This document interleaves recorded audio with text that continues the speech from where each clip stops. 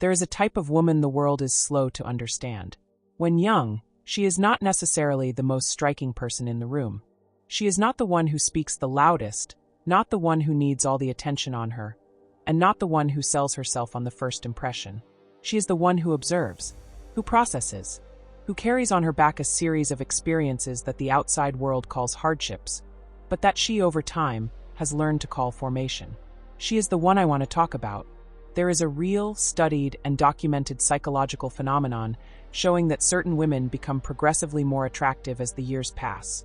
Not only physically, but in a much deeper and much harder to ignore sense.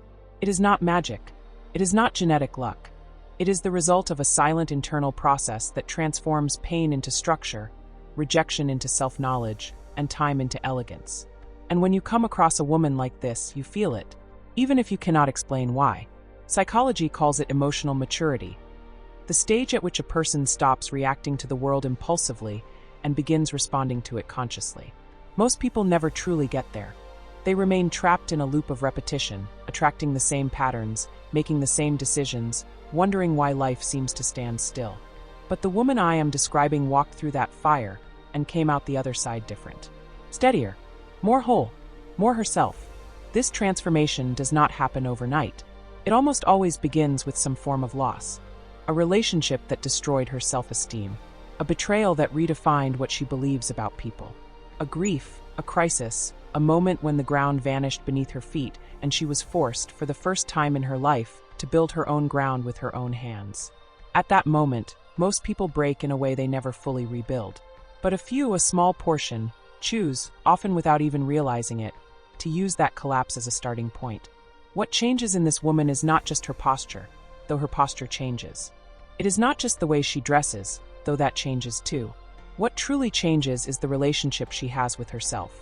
She stops seeking validation from outside because she has learned, in practice and not in theory, that outside validation is unstable, unpredictable, and temporary.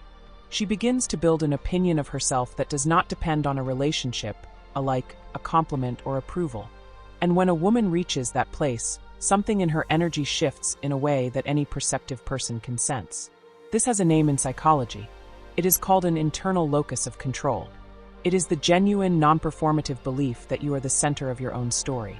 Studies show that people with an internal locus of control have better mental health, healthier relationships, a greater capacity to handle adversity, and, curiously, are perceived as more attractive by others. Not because they are trying to be attractive, but because they have stopped trying.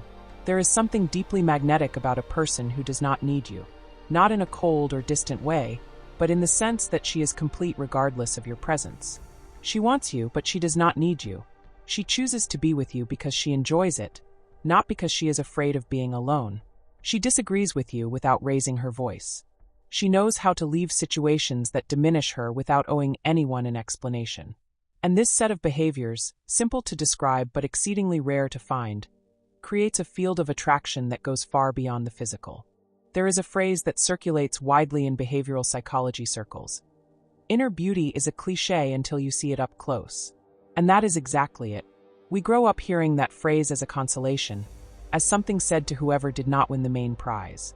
But when you spend real time with a woman who has genuinely worked on her inner self, you understand that this phrase is no consolation at all. It is a technical description of something that happens in the brain of whoever is in her presence. Research in social neuroscience shows that the human brain responds to signals of emotional safety in a way very similar to its response to physical beauty. When we are near someone who transmits stability, presence, and authenticity, the same reward circuits are activated. In other words, the emotional security this woman radiates literally registers as attraction in the brains of those around her. This is not a metaphor. It is biology. But there is an important detail most people do not notice. This woman did not get here by being constantly praised. Quite the opposite. She was probably the one left out at some point, the one passed over, the one who was told she was too different, too intense, too complicated. And instead of bending herself to fit what the world demanded, she did something very few people have the courage to do. She kept being herself, with the adjustments life requires, with the maturity time brings, but without losing the thread that connects her to her own essence. And that, over time, becomes presence, becomes charm, becomes that certain something that makes a person walk into a room and everyone feels it, even without being able to explain why. The fascinating paradox is that the less she tries to impress, the more she impresses.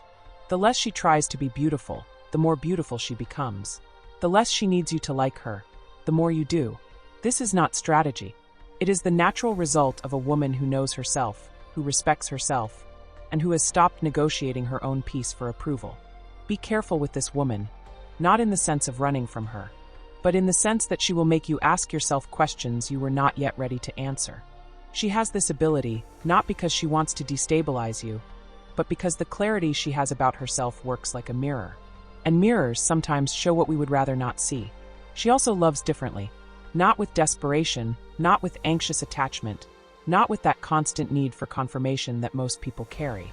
She loves with choice. Every day she decides to stay. And when she decides to go, she leaves without drama, without a scene, without the war many people wage to hold on to what did not stay by its own will. This frightens those accustomed to love as dependency, but it frees those who are ready to understand that real love does not imprison. Over time, her features become more defined, not from weariness, but from life. The stories she carries appear in her eyes, in the way she speaks, in the calm with which she handles situations that would make others fall apart. She has accumulated years of self-knowledge that no aesthetic procedure can replicate and no age can erase. She is the type of woman who at 40 is more interesting than she was at 20. At 50 she has more grace than she had at 30. Not because time was kind to her in any superficial sense, but because she was kind to her own process. She did not fight against time. She grew with it. In the end, what makes this woman so singular is no secret locked away. It is the rare combination of having suffered without playing the victim, of having loved without losing herself, of having made mistakes without destroying herself, and of having learned without stopping to feel. She is the woman who understood that becoming who she is was the most important work of her life, and that this work has no completion date. Be careful with women like this, because in their presence, mediocrity cannot sustain itself, and that, depending on where you are in your own story, may be exactly what you need most.